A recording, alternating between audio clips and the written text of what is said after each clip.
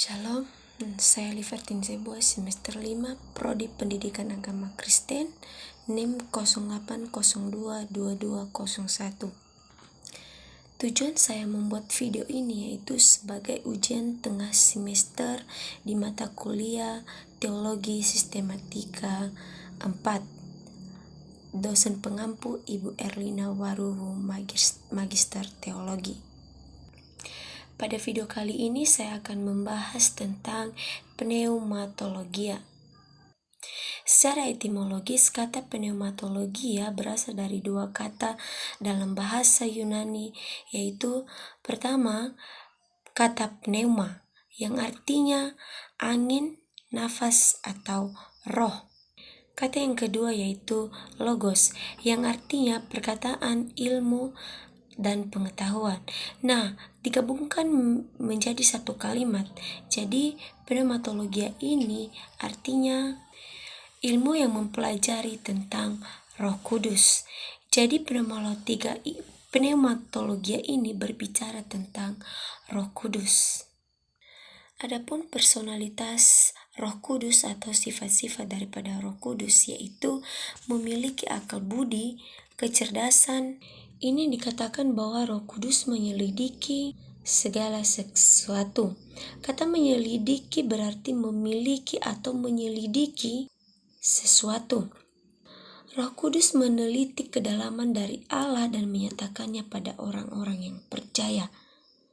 Jadi, bagian dari sifat Roh Kudus itu yaitu memiliki akal budi dan kecerdasan sehingga ia meneliti segala sesuatu untuk disampaikannya kepada orang-orang percaya.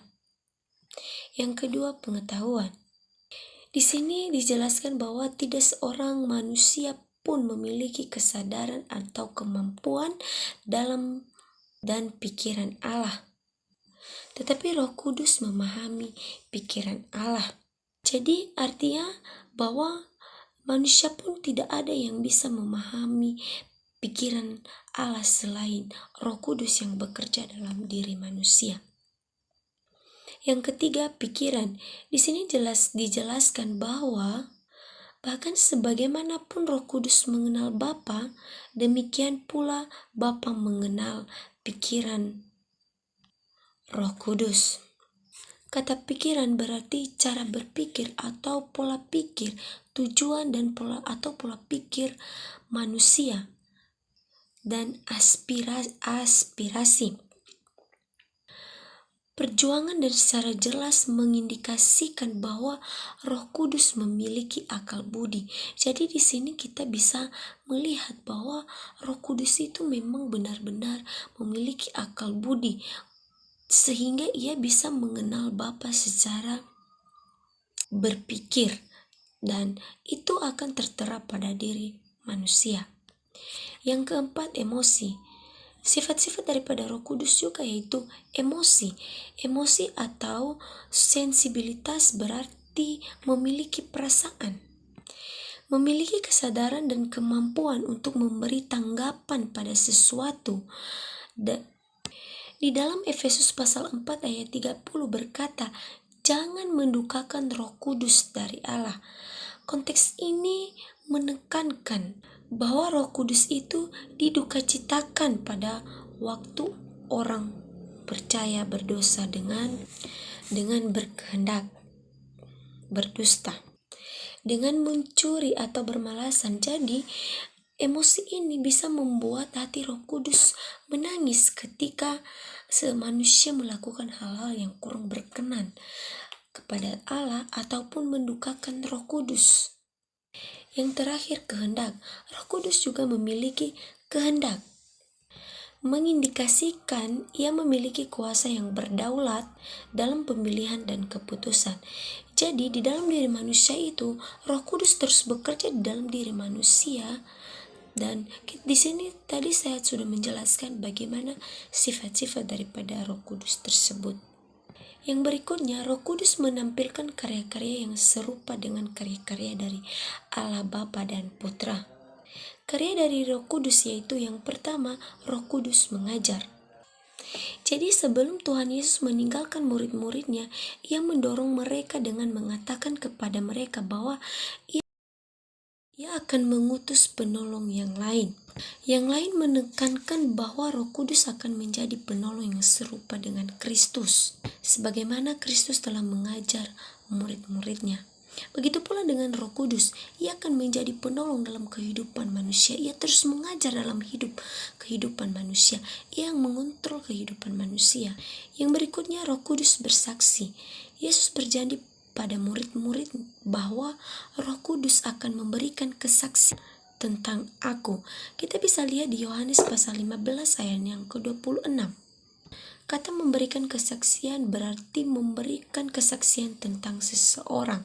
Jadi bukan hanya mengajar, tetapi Roh Kudus juga memberikan kesaksian. Yang berikutnya, Roh Kudus membimbing. Yesus mendeklarasikan bahwa pada waktu Roh Kudus datang, ia membimbing mereka pada semua kebenaran. Jadi Roh Kudus ini akan terus membimbing kehidupan manusia dalam suatu kebenaran. Yang berikutnya, Roh Kudus meyakinkan. Di dalam Yohanes pasal 16 ayat yang ke-8, ini mendeklarasikan masa depan pelayanan daripada Roh Kudus, yaitu meyakinkan dunia.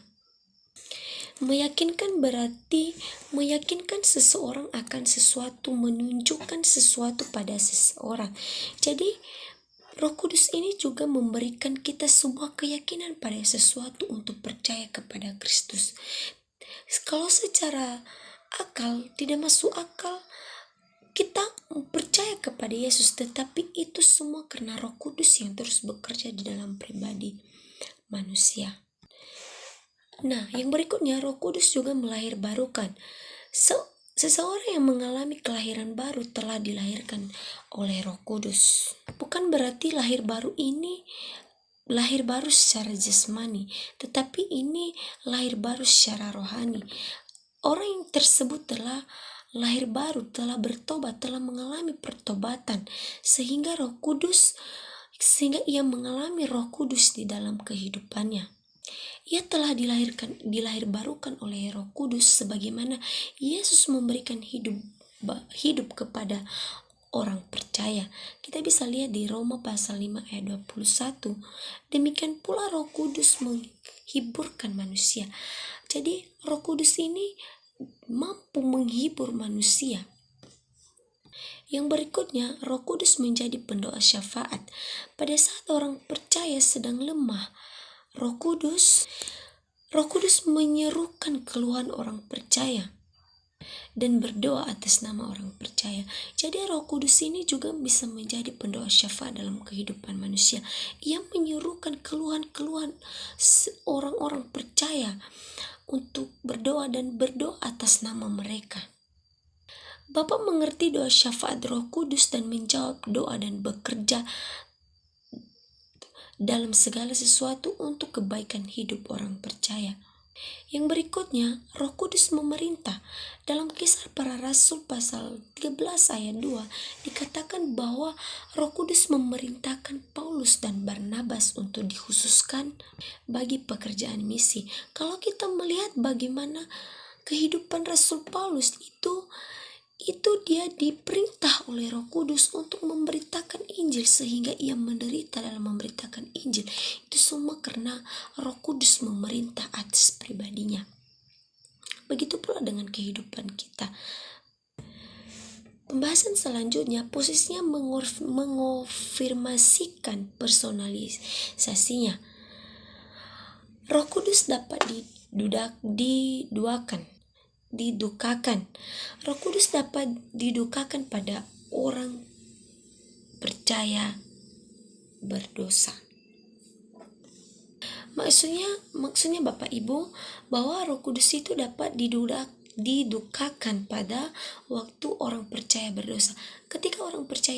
Ketika seseorang itu telah percaya namun kelak ia menyimpang dari jalan Allah, maka ia mendukakan Roh Kudus. Roh Kudus juga dapat didukakan oleh orang percaya, walaupun ia sudah percaya, sudah bertobat, namun belum tentu bagaimana ia mengikuti, bagaimana ia fokus pada garis finishnya. Yang berikutnya, Roh Kudus juga dapat dihujat. Penghujatan biasanya dipikirkan sebagai sesuatu melawan Allah Bapa. Jadi ini bisa kita lihat di Wahyu pasal 13 ayat 16 dan pasal 16 ayat 9. Jadi Roh Kudus itu juga dihujat. Penghujatan Roh Kudus itu dilakukan pada saat melawan Roh Kudus, pada saat karya Kristus disebut sebagai berasal dari setan. Jadi penghujatan Roh Kudus itu mengatakan bahwa Kristus itu disebut sebagai berasal daripada setan. Yang berikutnya, Roh Kudus juga dapat ditolak dalam pembicaraannya melawan ketidakpercayaan orang Yahudi yang akhirnya merajam dia dengan batu sampai mati. Jadi Roh Kudus ini juga dapat ditolak di dalam kehidupan orang-orang percaya. Yang berikutnya, Roh Kudus dapat didustai. Jadi bukan hanya ditolak, tapi Roh Kudus juga didustai. Pada waktu Petrus mengkonfrontasikan Ananias dan Safira berkaitan dengan penipuan mereka. Jadi di situ telah terjadi yang menuduh mereka telah mendustai Roh Kudus. Mereka telah mendustai Roh Kudus tersebut. Dan Roh Kudus juga dapat ditaati. Dalam Kisah Para Rasul pasal 10, Tuhan memberikan wahyu yang paling jelas kepada Petrus bahwa ia juga memasukin orang non-Yahudi dalam wilayah berkatnya. Atribut-atribut ilahi Roh Kudus yaitu hidup. Yang pertama, hidup. Roh Maha Tahu, Maha Kuasa, Maha Hadir, kekal, kekudusan, kasih, dan kebenaran. Itu semua adalah atribut-atribut daripada Roh Kudus. Adapun karya ilahi daripada Roh Kudus yaitu yang pertama, penciptaan. Penciptaan itu merupakan karya ilahi daripada Roh Kudus. Beberapa bagian kitab suci meneguhkan bahwa Roh Kudus terlibat dalam karya penciptaan. Roh Kudus juga terlibat dalam perencanaan alam semesta umum. Roh Kudus juga aktif dalam kaitannya dengan penciptaan segala jenis binatang. Yang penting Roh Kudus ini terlibat dalam karya penciptaan. Yang berikutnya, kelahiran Kristus. Di dalam Matius pasal 1 ayat 29, keterlibatan Roh Kudus dalam kehamilan Maria memastikan ketidakberdosaan Kristus sebagai manusia. Jadi, kelahiran Kristus itu Roh Kudus juga terlibat waktu kehamilan Maria. Roh Kudus juga inspirasi kitab suci. Ini bisa kita lihat di 2 Petrus pasal 1 ayat yang ke-21. Ada suatu analogi antara Roh Kudus melahirkan kemanusiaan Kristus dan Roh Kudus mensubversi penulis kitab suci. Yang berikutnya, regenerasi. Meregenerasi berarti memberikan kehidupan. Roh Kudus menyebabkan kelahiran baru. Ia adalah prakarsa. Jadi sebelumnya saya sudah menjelaskan bahwa Roh Kudus ini memberikan hidup baru. Yang berikutnya, perantaran. Jadi Kristus adalah perantaran orang percaya. Demikian pula Roh Kudus. Yang berikutnya, pengudusan. Dan berikutnya, penolong orang-orang kudus. Pelayanan Roh Kudus dalam Perjanjian Lama. Dalam Yohanes pasal 3, Yesus menjelaskan kelahiran baru yang melibatkan regenerasi atau kelahiran baru kepada Nikodemus, mengingatkan dia bahwa hal-hal ia telah diajarkan dalam Perjanjian Lama sebelumnya. Jadi pelayanan Roh Kudus dalam Perjanjian Lama yaitu regenerasi atau memberikan kelahiran baru. Roh Kudus mendiami manusia secara selektif. Dalam Yohanes pasal 14 ayat 16 sampai 17 yang mengindikasikan bahwa setelah Pentakosta, Roh Kudus akan memulai suatu pelayanan baru bagi orang-orang percaya. Jadi setelah Pentakosta itu, Roh Kudus mulai melakukan pelayanan yang baru bagi orang-orang percaya yang tidak sama dengan perjanjian lama. Jadi jika dalam perjanjian lama itu Roh Kudus memberikan kelahiran baru, jadi di dalam perjanjian baru, jadi Roh Kudus itu mendiami diri manusia secara selektif. Jadi Roh Kudus itu melakukan pelayanannya setelah Pentakosta. Jadi Roh Kudus ini mendiami sebagian orang di perjanjian lama. Roh Kudus mendiami Yosua. Kita bisa lihat di Bilangan pasal 27 ayat ke-18 dan Daud. Roh Kudus juga turun atas sebagian orang di perjanjian lama. Kemampuan untuk melayani dalam perjanjian lama, Roh Kudus diberikan pada waktu memilih seseorang untuk melaksanakan tugas tertentu.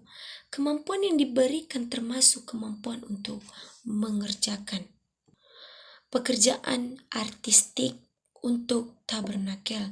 Jadi bagaimana kemampuan dalam melayani itu? Jadi di dalam PL juga Roh Kudus telah diberikan kesempatan untuk memilih seseorang yang dapat melaksanakan tanggung jawab tersebut. Jadi di dalam pneumatologi ini atau ilmu yang mempelajari tentang Roh Kudus ini, ada banyak hal yang kita ambil, ada banyak hal yang kita pahami, terutama bagaimana Roh Kudus itu, bagaimana pelayanan Roh Kudus sebelumnya, bagaimana sifat-sifat Roh Kudus tersebut. Demikian penjelasan dari saya. Ucapkan terima kasih. Shalom.